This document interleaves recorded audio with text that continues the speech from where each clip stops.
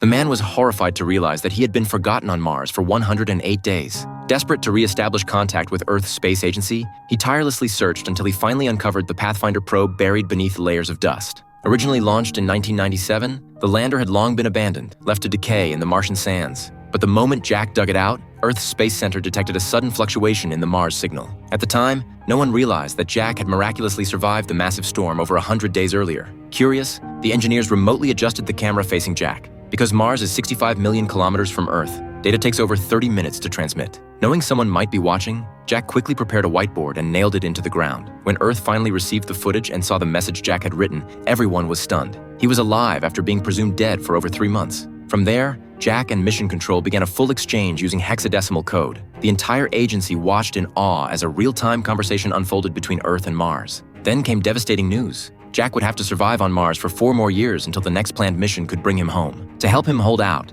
the agency decided to send a rocket with supplies, but that would take an entire year to prepare. Fortunately, Jack had managed to grow crops on Mars, giving him a temporary food source. But disaster struck. A sudden pressure shift in the habitat caused a violent explosion. Jack was seriously injured, and every single plant he had cultivated was destroyed.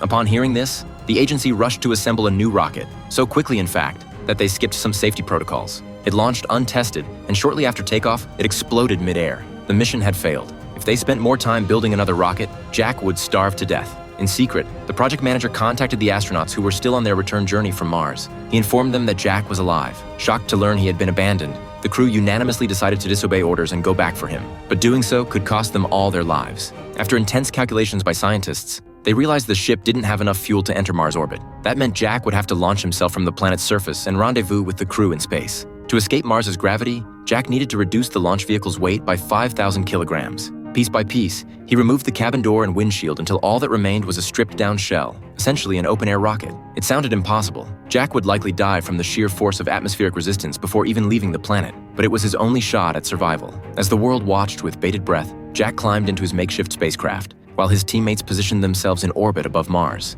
Then, against all odds, Jack launched into space in a vehicle barely holding together, racing toward an impossible docking with the ship that could finally bring him home.